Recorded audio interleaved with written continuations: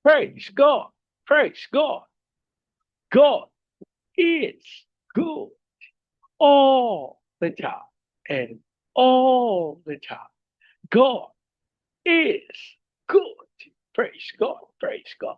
Isang mapagpalang araw sa bawat isa. Sa pagkakataong ito, tayo po ay dudulog, lalapit sa ating Diyos na buhay ng may pananampalataya na kung saan may dalawa o tatlo na nagkatipon sa kanyang ngalan. Naroon siya sa kanilang kalagitnaan. Sa araw na ito, tayo po ay dudulog sa Panginoon sa ngalan ng General Emilio Aguinaldo, bayan po sa probinsya ng Cavite. Ating hihilingin na maitatag ang altar ng ating manunubos sa bayan ng General Emilio Aguinaldo. May munag sa atong mga kaigsuunan diha sa Visayas ug sa Mindanao. Bisan pa katong atong mga kaigsuunan nga anaa sa Luzon ug sa laing nasod. Dalaygon ang Ginoo sa walay katapusan. Ang atin pong pagsambay mula sa Aklat ng Mga Awit, 82 kabanata, ang talata po ay 1. Ang Diyos ang namumuno ng pulong sa kalangitan. Sa pulong ng mga Diyos, ganito ang kapasyahan. Ang Diyos ang namumuno sa pulong sa kalangitan. Ang Diyos ang namumuno ng pulong sa kalangitan. Sa pulong ng mga Diyos, ganito ang kapasyahan. Sa pulong ng mga Diyos, ganito ang kapasyahan. Ama naming Diyos na makapangyarihan sa lahat, kami po'y nagpapasalamat sa pagkakataon na minsan pang makadulog at makalapit sa iyong banal na harapan. Ama, kami po'y nagpapakumbaba, humihingi ng tawad sa lahat naming pagkakasala. Ang aming panalangin, ang Panginoong Hesukristo sa kanyang kabanalan, sa kanyang kadalisayan, ang siyang luminis at pumawi sa lahat naming karumihan, mga kasalanan na inisip, sinalita at ginawa. Dasal namin ang banal na dugo ng aming manunubos ang siyang pumawi sa lahat naming pagsalansang at tunay ang aming ganapin ang kanyang dakilang kalooban. Habang amin din pong idinudulog sa iyo ang bayan ng General Emilio Aguinaldo sa probinsya ng Cavite. Ang aming panalangin ng lahat ng altar at lahat ng kasunduan na ginawa sa bayan ng General Emilio Aguinaldo nang hindi ayon sa pangalan ng aming manunubos ay mapawalang sa pangalan ni Jesus at tunay ang maitalaga at maitatag sa pangunguna ng iyong Santong Espiritu ay ang altar para sa aming dakilang manunubos. Maraming salamat po. Ang aming pag-asa, tinugon at tinanggap namin ang aming panalangin sa pangalan ng aming Panginoong Yesus. Amen. Amen. Amen. Amen. Amen. Amen. Amen. Amen. Praise God. Praise God. Ang ating pong pagbubulay ay mula sa aklat ni Isaiah, ika-43 kabanata, ang talata po ay 15 hanggang 17. Ako si Yahweh ang Diyos na banal, ang hari ng Israel na sa iyo'y lumalang. Iyan ang sinasabi ni Yahweh na siyang gumawa ng daan sa gitna ng dagat upang maging kalsadang tawiran. Siya ang nanguna upang malupig ang isang malaking hukbo. Nilipol niya ang kanilang mga kabayo at ang kanilang mga karwahe winasak. Sila'y nabuwal at hindi na makabangon. Parang isang ilaw na namatay ang dingas. Ito ang sabi niya. Ilibing mo na sa limot at huwag nang alalahanin pa ang mga nangyari noong unang panahon. Ang Diyos po ang magpala ng kanyang buhay at makapangyarihang salita. Sa bahagi pong ito ng banal na kasulatan ay maliwanag nating matatagpuan kung paano ang ating Panginoon ay niliwanag kung kanino marapat na manalig at manampalataya. Isa pong katotohanan na sa buhay na ito, napakaraming pamamaraan ng kaaway upang tayo ilinlangin, upang tayo'y ihatid, hindi sa pagtanggap ng katotohanan ng salita ng Diyos, kung hindi upang ihatid tayo sa kasinungalingan.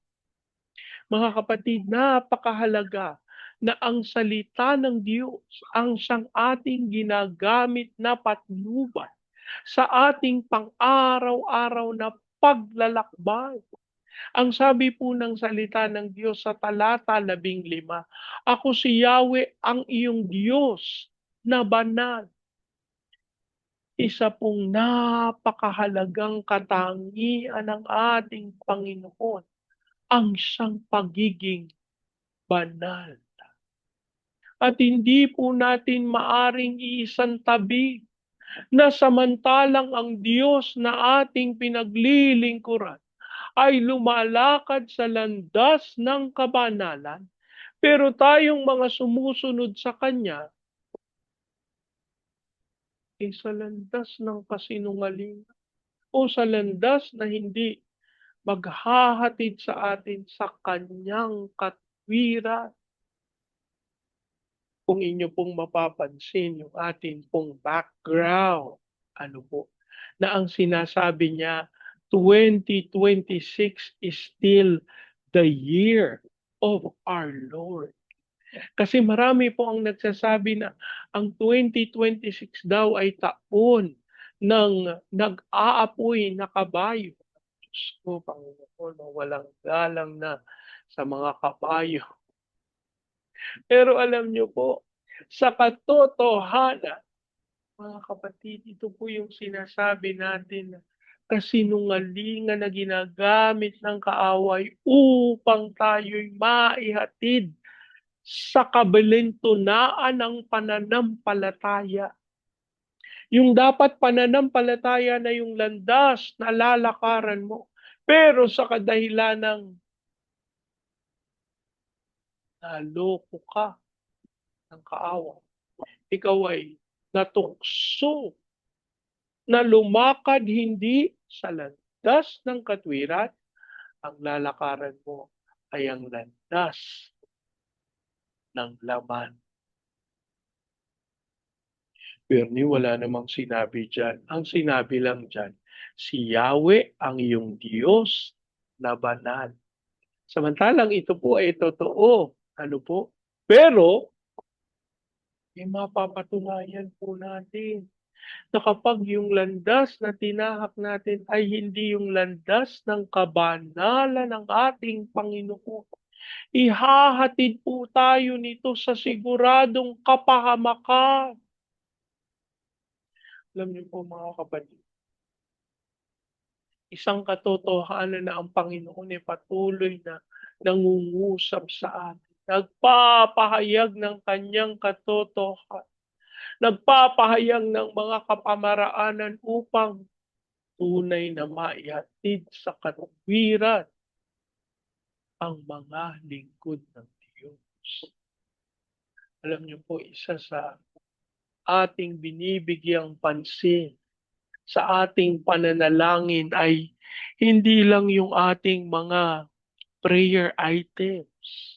Mga kapatid, lagi nating isinasama yung ating mga sarili sa paghiling sa Panginoon, sa paglilinis, sa pagsasaayos, sapagkat hindi tayo maaring dumulog, lumapit sa Panginoon nang tayo'y may taglay na sariling kabanalan.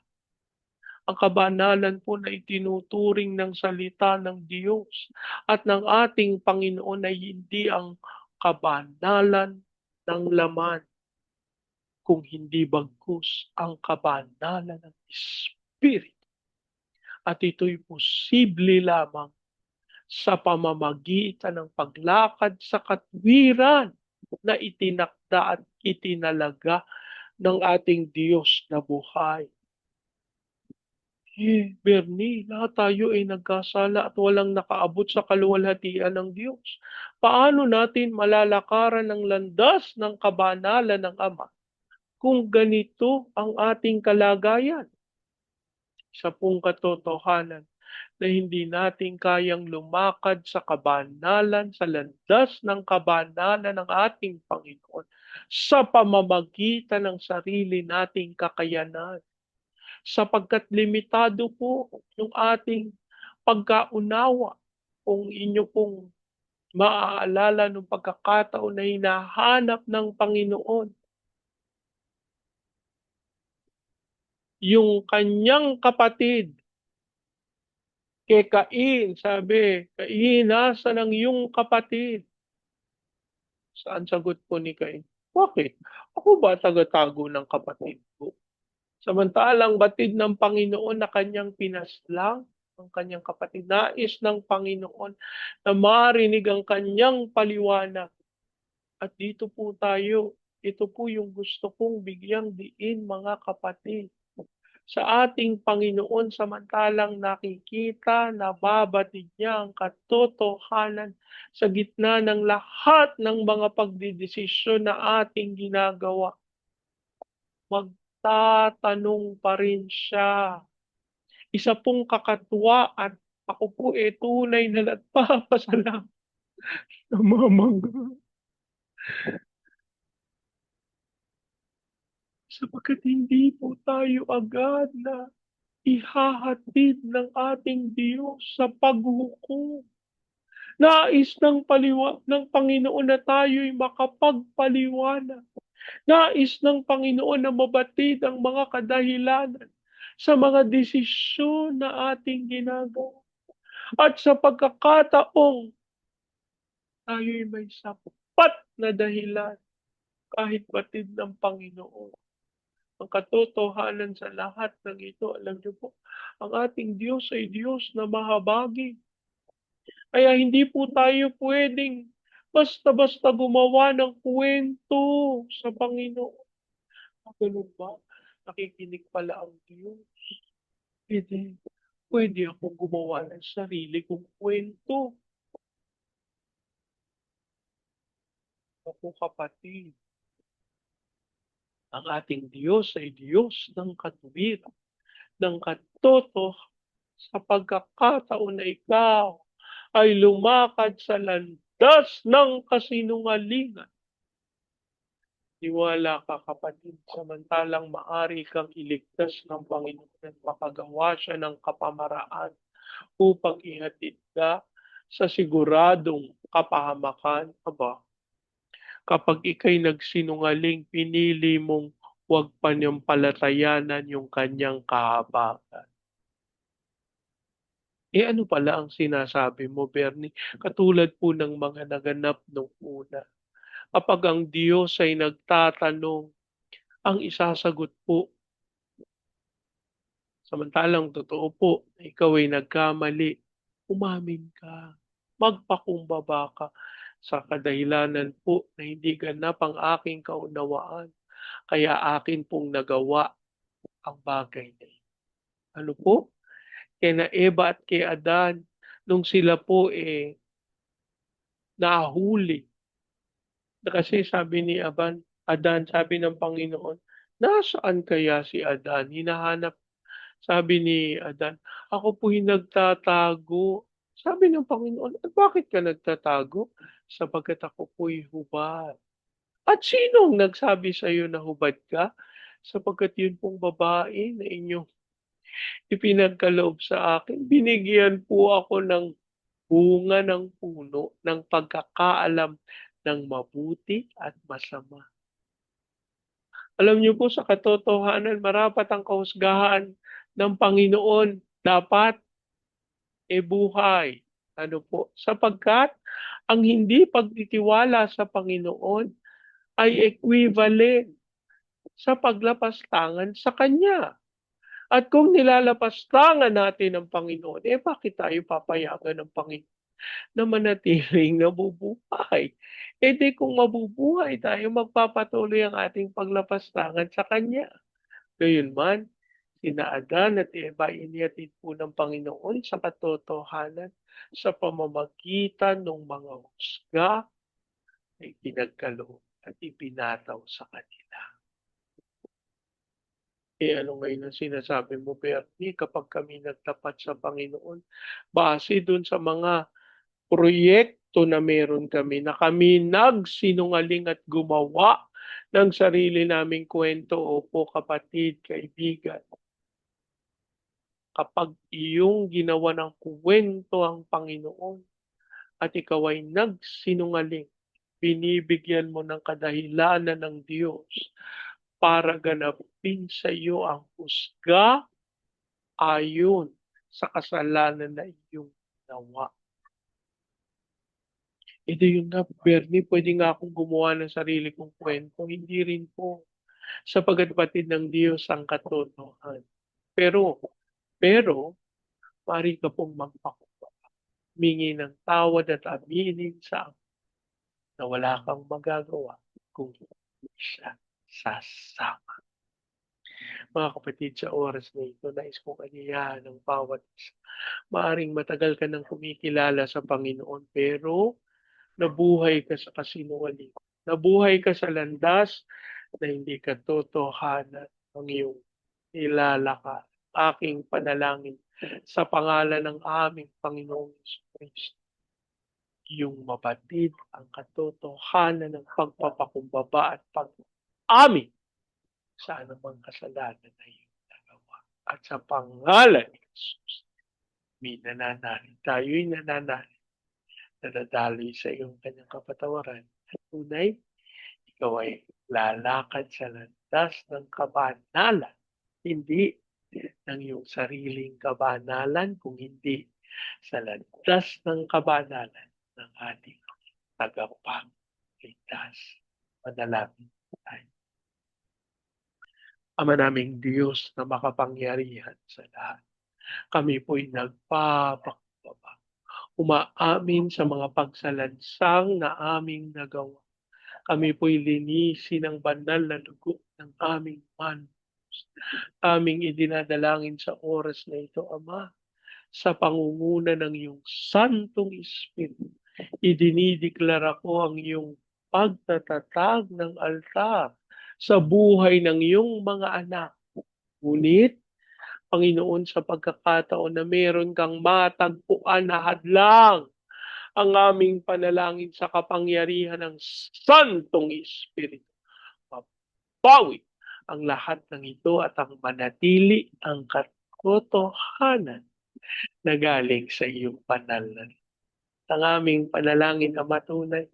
Ikaw po ang gumabay sa iyong mga lingkod na tumanggap at lumakad sa iyong pananampalataya na itinalaga para sa kanila. Aming panalangin, kalooban sila ng karunungan, kalooban sila ng kakayahan na maunawaan at maganap ang itinakda at itinalaga para sa kanila. Habang amin din pong itinutulog sa iyo, ang mga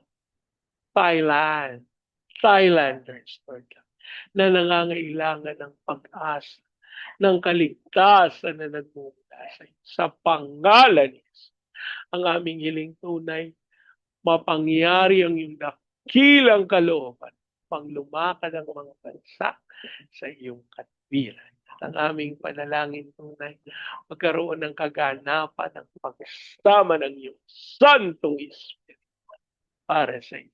Mga anak, kami dinudulog sa iyo, Panginoon, ang pagsupply ng lahat ng pangangailangan upang maisagawa ang kinakailangan. At Lord, namin ding idinudulog sa iyo ang bayan ng General Aguinaldo.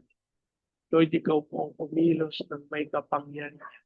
sa bayan ng General Emilio Aguinaldo. Mapangyari ang iyong kapangyarihan, ang iyong kaluwalhatian. Pawiin mo po ang lahat ng kasinungalingan at sa pangalan ni Jesus. Dasal namin ang katawan ng aming Panginoong Heso Kristo ay tunay na maitatag ang pagkakaisa na nagmumula sa iyo. Sa ganitong paraan, Ama, lalakad sa iyong katwiran, lalakad sa iyong kabanalan, ang iyong mga lingkod at aming itinatakda at itinatalaga ang altar ng aming Panginoong Heso Kristo sa bayan ng General Emilio Aguinaldo. Maraming salamat.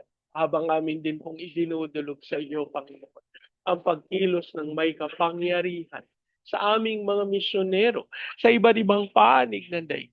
Ikaw pong magkaloob ng kakayahan upang tunay na magtagumpay sila sa pagbabahagi ng iyong salita sa mga landas na sa mga bayan na iyong pinagdalahan sa kanila. Abang amin din pong idinudulog sa iyo, Amang Diyos, ang aming bayan ng Baguio City, Cagayan de Oro, Legazpi, Lipa, Manila, Pampanga, Pateros. Ilusan mo po ng may kapangyarihan ang mga bayang ito at matupad ang pagkatawag mo to be the launching pad of the gospel, to be a missionary, sending country, and to be the America base in the hand of its Lord. Kasal din po namin ang pagkilos mo ng may kapangyarihan sa aming President Marcos, Vice President Duterte, sa Senado, Kongreso, Judiciary, Military, Police, Local Government. We declare the fear of the Lord na maghari sa aming bayan. Kasal din namin na malantad ang lahat ng kasinungalingan at ayon sa iyong katwiran, Panginoon, ang husga ay maipatupad. Amin din pong idinudulog sa iyo ang mga bansa, Amang Diyos, ng Vietnam, Cambodia, Myanmar, Laos, Thailand, Malaysia, Singapore, Indonesia, Brunei. Hilusan mo po ng may kapangyarihan ng mga bayang ito. Magtagumpay sila sa pagtanggap ng kapangyarihan mo at sa pangalan ni Jesus. Walang gawa ng kaawa ang tunay na mananay. Bagkus ang iyong pagsama sa pangalan. Ito din ang aming panalangin sa Hong Kong, Macau, Taiwan. Kumilos po kayo ng may kapangyarihan upang tunay magtagumpay ang iyong kabanan. Gayun din po, Panginoon, ang bayan ng Japan, China, Russia, South Korea, North Korea, Brazil, at Amerika. Pahintulot mo na maranasan nilang pagkilos mo ng walang katulad at ang kanilang mga puso ay mahanda sa pagbabahagi ng iyong salita sa mga bansa na iyong paghahatiran sa kanila. As we declare peace over Israel. Maraming salamat. Aming pag-asa, tinugon at tinanggap namin ang aming padala. Sa pangalan ng aming Panginoon. Amen. Amen. Amen. Amen. Amen. Amen. Amen. Praise God. Praise God. Lagi po nating tatandaan ngayong 2026 na nga po ang Panginoon. Hindi tayo iiwan. Hindi tayo papabayaan. Sa pagkakataong ito, hayaan niyo pong salitain ko ang basbas ng Panginoon sa inyo at sa inyo sa bayan. I declare the everlasting love of the Father. I declare the unending blessings of the Son. I declare the sweet, sweet, sweet fellowship of the Holy Spirit now and forever. I declare this new house and land with barking, with a new faith, and with a flourishing business. In Jesus' name. Amen. Amen, amen, amen, amen, amen. Praise God. Praise God. Hanggang sa susunod po. Sama-sama nating ideklara, Pilipinas, God bless big God. And so we declare, to God be all the glory, Jesus. Amen, amen, amen, amen, amen, amen, amen. Praise God. Praise.